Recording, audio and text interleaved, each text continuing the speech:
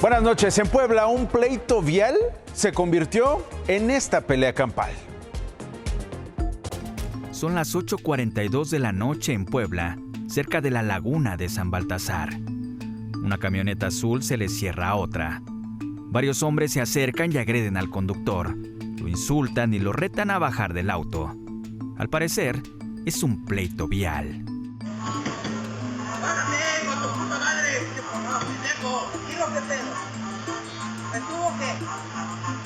El chofer no baja. Los hombres ceden y se retiran.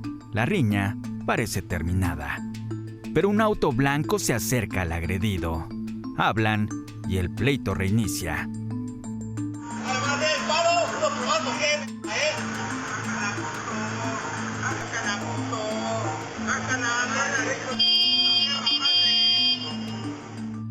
Los ocupantes del auto blanco son José Víctor, de 33 años, y su amigo. Bajan y encaran a los de la camioneta azul. Hay insultos y amenazas. Regresan al coche y el chofer saca un machete.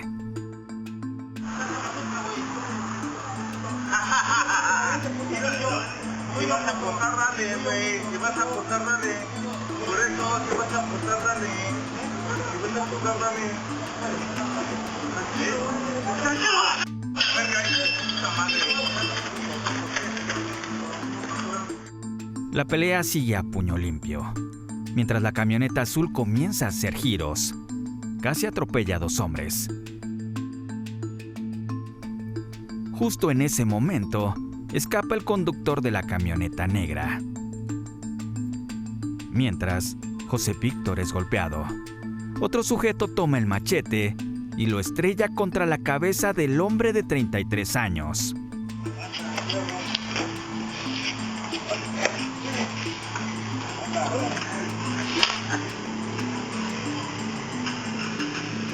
Al escapar, la camioneta azul choca contra otro auto. El conductor es Irving, de 18 años. Intenta detenerlos. Se cuelga de la ventana, pero es arrastrado varios metros y cae al pavimento. José Víctor logra pararse. Tambaleante y desorientado, camina hacia el auto de su amigo. Sube y escapan. Todo sucedió en menos de 5 minutos.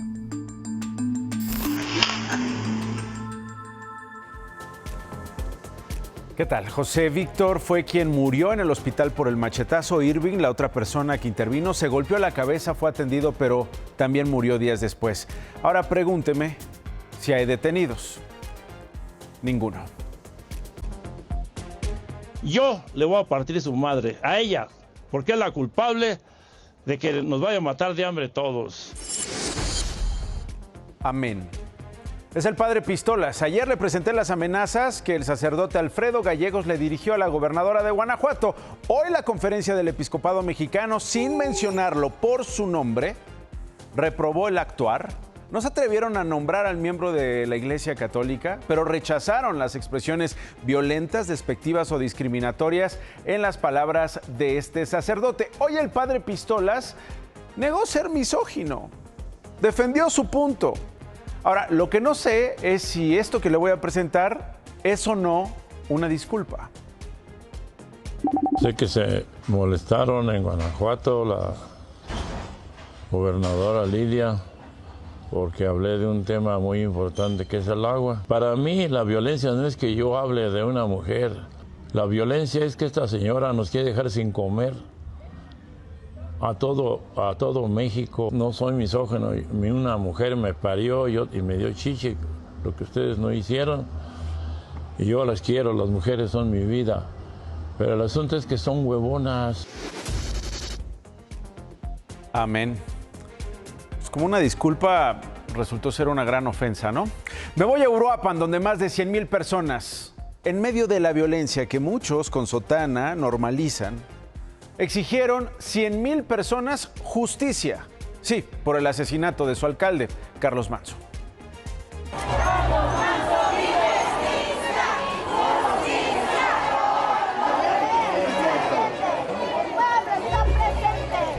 ¡100,000 personas 100,000 exigencias de justicia reventaron las calles de un Uruapan que se revela vivir a la merced del narco y la indolencia del gobierno que los ha ignorado. Los comercios, restaurantes y gasolineras pararon actividades como protesta y se unieron a una megamarcha histórica encabezada por la abuela y amigos de Carlos Manzo.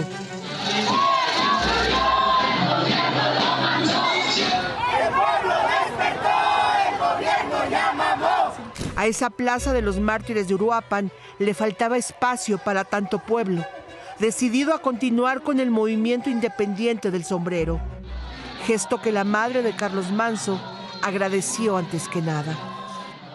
Gracias, mil gracias, con un mensaje que lo único que quiero también, como todo el pueblo de Uruapan, es paz, justicia, derechos y libertad para todos.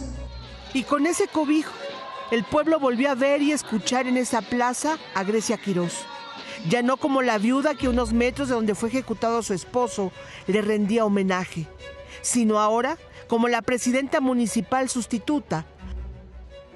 Que tuvieran que matarnos a todos y cada uno de los que estamos en esta plaza para que esta lucha pueda parar.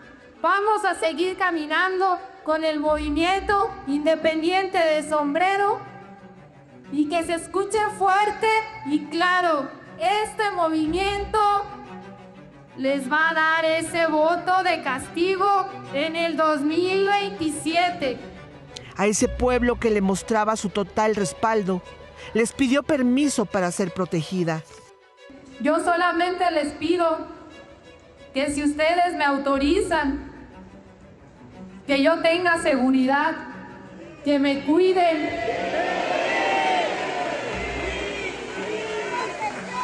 Porque es de la única manera que vamos a seguir avanzando. Y sobre la reunión que tuvo Grecia Quirós con la presidenta de México, agachó la cabeza. ¿Qué pasó ahí? Dice que no, y así lo aclaró. Y quiero que sepan que la reunión que tuve con la presidenta de México no fue para ir a doblar las manos. Justicia, justicia para Carlos Manzo. Para ir a exigir que volteen a ver a nuestro municipio. Fue para exigir que saquen a todos esos delincuentes que ellos saben en dónde se encuentran. Ese fue el final de la marcha, pero el nuevo inicio de su movimiento. Ese que con el asesinato del presidente municipal, el Sombrero dejó de ser un proyecto político local. Y que viva Carlos Manzo, que viva Carlos Manzo, viva Carlos Manzo, viva Carlos Manzo. Que viva Carlos Manzo, pero también en la jornada de hoy, el grito de que renuncie Alfredo Ramírez Bedoya, el gobernador de Michoacán, se mantuvo. Que renuncie el gobernador es lo que decían en las calles también el día de hoy. Esta noche le voy a presentar lo que en este noticiero confirmamos. Grecia Quirós fue amenazada por un grupo criminal una noche antes de que tomara protesta como presidenta municipal sustituta. A la alcaldesa le mandaron vía WhatsApp, desde este número telefónico, la amenaza. A grandes rasgos dicen los integrantes de esta organización criminal que tienen bajo control Uruapan, que ellos fueron los que mataron al alcalde Manzo y hablan de supuestos acuerdos con el gobierno federal que no se están respetando. Las amenazas también se hicieron extensiva a otros 40 funcionarios y trabajadores del gobierno municipal de Uruapan. También amenazaron a sus familiares. Esta amenaza les llegó simultáneamente a los teléfonos la noche del martes para que renuncien. Entre los amenazados están 3 diputados locales de Michoacán: Víctor Manríquez, de Movimiento Ciudadano; Guillermo Valencia, del Partido Revolucionario Institucional; y Carlos Tafoya, independiente. Hemos recibido varias amenazas. Hay varias listas, digo, unas son textos, otras son listas. pero sí en algunas las encabezo. Bueno, una la encabezo yo, esa me consta que la encabezo. A mí se me hace un poco tonto que el crimen organizado después de esto vaya y amenace a todos, pues se me hace un poco extraño. Entonces es una cuestión de cuidado, porque en la segunda publicación pues ya empezaron a poner direcciones. No los han apoyado a todos. A mí sí ya me apoyaron. Pues tengo pues, yo lo que les pregunté, que si sí venían bien preparados pues para entrarle a los topes, porque pues Manso traía 26 y así le dieron. Entonces esto ya no es un tema de pues cuántas escoltas traes. Ya no es un tema de cuántas escoltas traen en Michoacán. Preguntamos a algunos otros funcionarios sobre esta lista, sobre estos integrantes de la lista amenazados con este mensaje, y nos lo confirmaron. ¿Quién los va a cuidar? ¿Quién va a cuidar a los demás? ¿Qué garantías tienen estos políticos del sombrero y de otros partidos políticos, como le decía, de que van a sobrevivir a esta amenaza a cuestas? ¿Cómo los van a cuidar? Esta tarde, desde Palacio Nacional, hubo otra reunión entre la presidenta Claudia Sheinbaum e integrantes del gabinete para aterrizar el Plan Michoacán por la Paz y la Justicia, que se va a detallar el próximo domingo. Temprano en su conferencia, la presidenta insistió en que el gobierno federal no se va a ir de Michoacán y va a combatir la violencia atendiendo las causas que la originan. Y en Morelos, una situación parecida. El alcalde de Tepoztlán, Perseo Quirós, denunció que ha recibido amenazas a través de llamadas telefónicas. Dijo que ya presentó una denuncia ante la Fiscalía de Investigación de Delitos de Alto Impacto en Morelos y nos dio estos detalles. Resultó ser una llamada de extorsión que se rastreó, venía me parece que de uno de los penales, en donde evidentemente decían que era un tipo organizado. Y un par de amenazas, sí, una con esta llamada, otra ya un poco más concreta, pero ahí se hicieron las denuncias correspondientes. ¿Alguna protección especial? Pues no estamos con ninguna protección. Evidentemente pues tenemos que ir evaluándolo. No tenemos más ninguna protección. No lo pienso solicitar por el momento.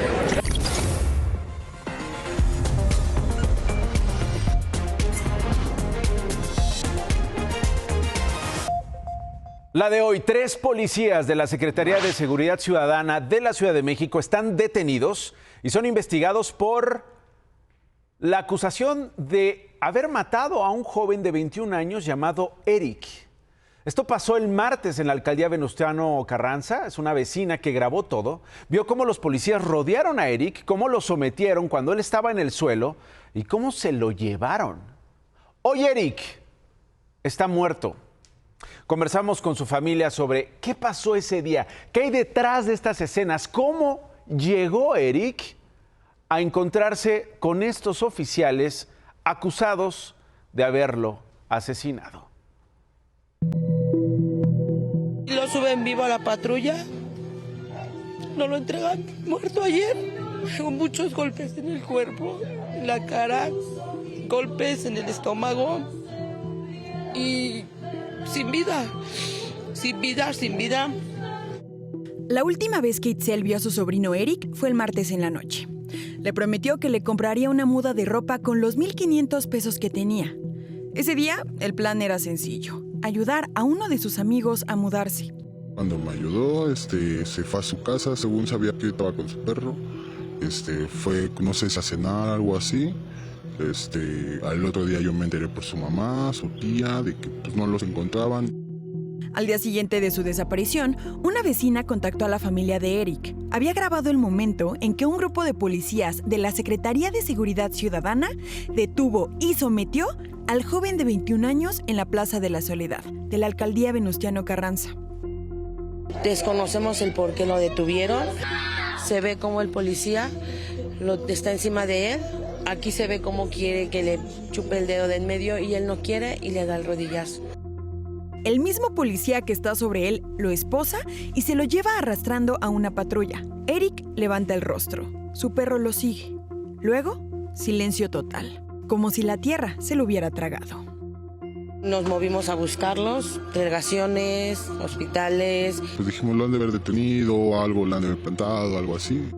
Más de 36 horas después de la detención, les avisaron que habían encontrado el cuerpo de Eric a unos 20 minutos de donde lo detuvieron, no muy lejos de donde él vivía con su esposa y sus 2 hijos, de 8 y 2 años. Nos habla el jefe de Congreso, el de aquí, y nos cita abajo del puente de San Ciprián. Pero nosotros ya habíamos pedido hablar con él y él no nos brindó la atención. No era ni ratero, no se dedicaba a la mala maña, a nada. Nos duele mucho porque obviamente no sé por qué los policías le arrancaron la vida así. La familia de Eric denunció a los policías involucrados por homicidio y desaparición forzada. Los agentes ya fueron presentados ante el Ministerio Público. El director del sector, encargado de supervisarlos, fue cesado del cargo. Que se haga justicia contra los policías. Lo que queremos es que no los dejen salir. ¿Tienen miedo? Mucho porque esos policías son de aquí. No sabemos cuándo nos vuelvan a hacer lo mismo, a que otros nos vayan a matar. ¿Qué tal este caso? La familia de Eric espera interponer una tercera denuncia por abuso de autoridad contra estos policías. Este viernes, una de sus tías fue citada ante la Fiscalía de la capital para continuar con las indagaciones. ¿Era necesario este trato? ¿Qué va a pasar con estos 3 oficiales? Por supuesto, vamos a estar pendientes porque este abuso policíaco no puede ser normal. En Chihuahua, uno de los estados que ha combatido los narcocorridos, tuvo esta escena el domingo en Ciudad Juárez con Grupo Firme. No puedo.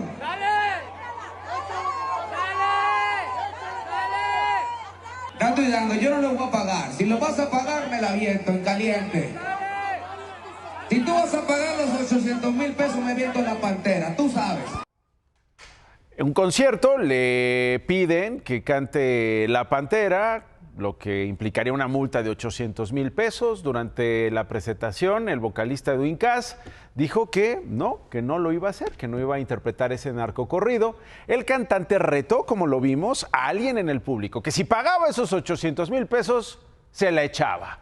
Bueno, pues, ¿qué cree que pasó?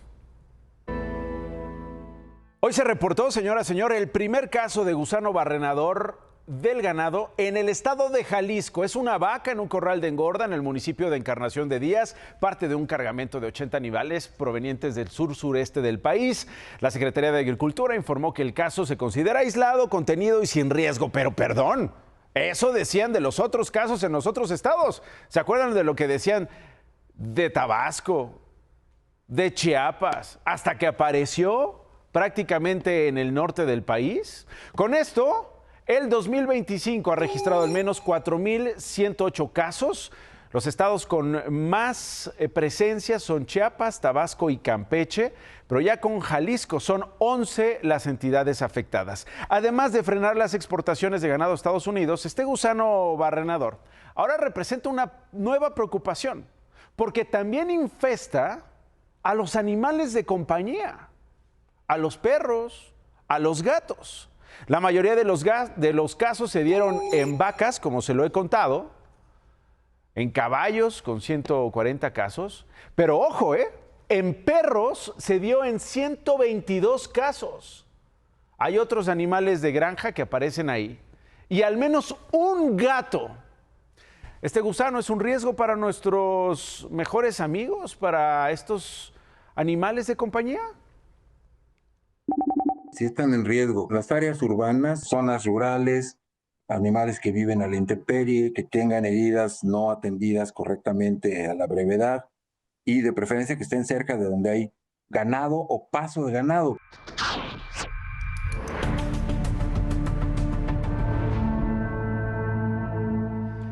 El presidente de Francia, Emmanuel Macron, estuvo en México para una visita oficial.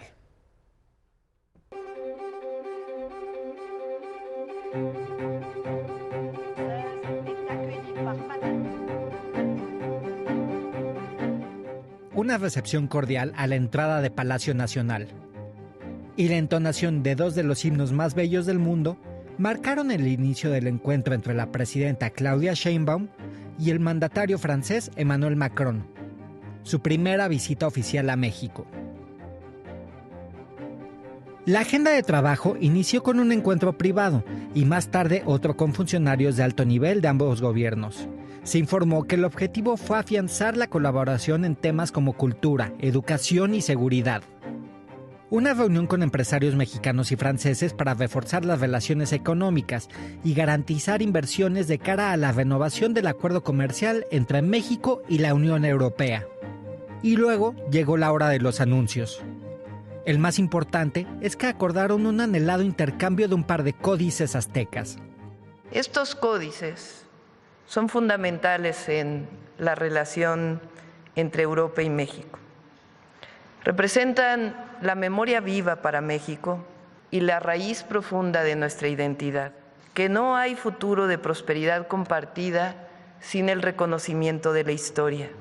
Francia prestará a México el Códice Azcatitlán, un documento que reseña la historia prehispánica, desde la fundación de Tenochtitlán hasta la conquista y la caída del Imperio Azteca, y que está en la Biblioteca Nacional en París desde 1898. México, a cambio, prestará el Códice Boturini, que se exhibe en el Museo Nacional de Antropología. También se habló de fortalecer los derechos de las mujeres, un tema sensible para ambos. Ella, víctima de una agresión sexual apenas esta semana. Él, esposo de una mujer que ha sufrido agresiones digitales y verbales cuestionando su sexualidad. Le Mexique et la France partagent également un engagement commun pour la promotion de l'égalité entre les femmes et les hommes à travers une diplomatie féministe. Coincidimos en la necesidad de la igualdad de las mujeres en todos los ámbitos de la vida pública y la necesidad de combatir cualquier acto de violencia contra las mujeres. Una visita que sirvió para reforzar la relación diplomática y el trabajo en seguridad, educación y medio ambiente. Un reconocimiento del mundo actual, cuando están por cumplirse 200 años de la relación entre México y Francia. Nos unen los desafíos del mundo contemporáneo. Que este día quede inscrito en la memoria común, como un ejemplo de respeto y de hermandad. Y mire, anoche le presenté la historia de Thalía, una sobreviviente a una explosión por posible acumulación de gas en 2023 en Matamoros, Tamaulipas, ¿se acuerda? Ella y su familia señalan como responsable de este y otros 3 casos a Engie, una compañía de gas con capital del gobierno de Francia. Bueno, pues la casa de Thalía, como le conté ayer, no tenía instalación de gas, la única cercana estaba frente a su casa, pero la compañía negó su responsabilidad. Hoy este asunto, esta historia que le presenté ayer, llegó a la conferencia que dieron ambos mandatarios. Desde 2022 hubo varias explosiones de gas en el país atribuida a la empresa Engie. 4 jóvenes perdieron la vida y 5 son heridos de gravedad. El accionista principal de Engie es el Estado francés. ¿Es un tema que usted ha hablado con el presidente Macron? No hablamos en particular de este tema, pero por supuesto es algo que estamos atendiendo. Vaya historia la que se dio a conocer, rara además, con varios cabos sueltos, un supuesto plan de terroristas de Irán para asesinar en nuestro país a la embajadora de Israel. Hace unos meses la embajadora Einat Kranz-Neiger recibió el aviso de que terroristas iraníes querían asesinarla y que elementos de inteligencia no solo de México sino de otros países desactivaron el ataque. De que hubo una intención de atentar en contra de mí en México y que esa intención afortunadamente fue frustrada, fue desbaratada y que ya ahora no existe este peligro. El gobierno de Irán negó todo y dijo que es una mentira de Estados Unidos.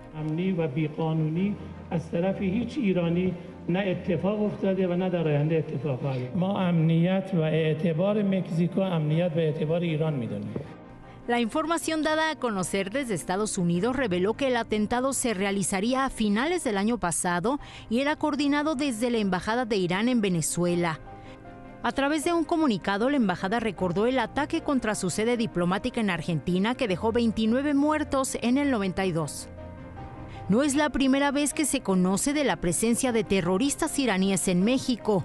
A mediados del 2022, un avión procedente de Venezuela aterrizó en el aeropuerto de Querétaro. La aeronave, que tenía alerta de Estados Unidos por vínculos terroristas, estuvo un día en suelo mexicano sin mayor problema.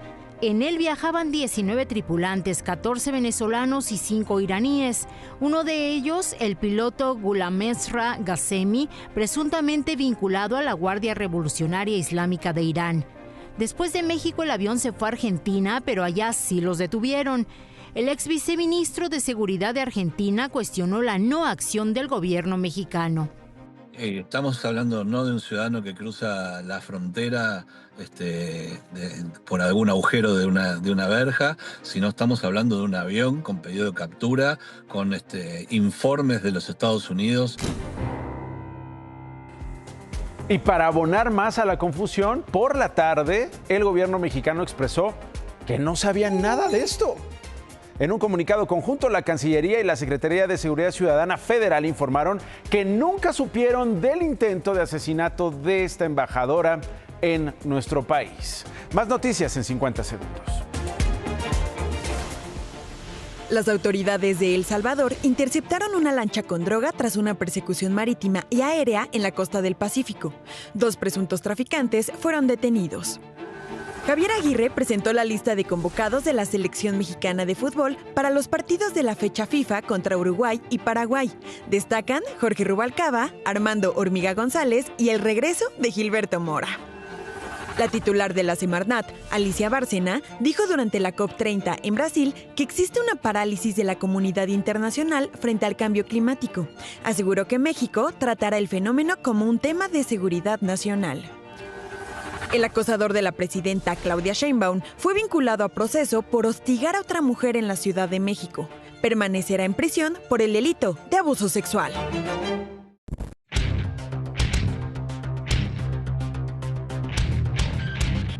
Hace un año, cuando yo, el padre del análisis superior, le dije que iba a haber un cambio muy relevante en el sector energético del país, hubo mucha gente que no me creyó. Hoy estuvo la secretaria de Energía, Luz Helena González, en el Senado de la República para explicarles cómo iba. Y en realidad dijo lo que usted ya conoce del padre del análisis superior, que con una visión de izquierda se estaba retomando a Pemex y a CFE no desde un punto de vista estatista, sino desde un punto de vista de dotar de la energía, de la mejor energía a todos los mexicanos. Y ahí lo está haciendo muy bien. Échame la cámara, échame por favor la cámara. Hoy el INEGI dio a conocer que la inflación el mes pasado creció una tasa anual del 3.57%. Querría contarles más, pero Nacho, gracias por traerme los tacos. A ver, Mariachi, pásamelos para acá. Pásame para acá los tacos. Pregúntele al staff que en qué libro leen todos ellos, porque estos son míos. Gracias, Nacho. De nada, David, pagando las deudas que el irresponsable del staff no quiso pagar. Pausa y regreso. Elementos federales aseguraron 750,000 litros de diésel durante 2 cateos en Baja California. En San Luis Potosí, un hombre fue detenido porque no pudo acreditar la legal procedencia de 67,000 litros de hidrocarburo. El biólogo molecular James Watson murió a los 97 años. En 1962 ganó el premio de medicina por descubrir la estructura de ADN junto a su colega Francis Crick. Más de 1,200 vuelos fueron cancelados en Estados Unidos por la crisis de personal derivada del cierre parcial del gobierno federal. La suspensión afectó a casi 40 aeropuertos. El primer concierto de Juan Gabriel en el Palacio de Bellas Artes será proyectado este sábado en el Zócalo de la Ciudad de México a las 8 de la noche.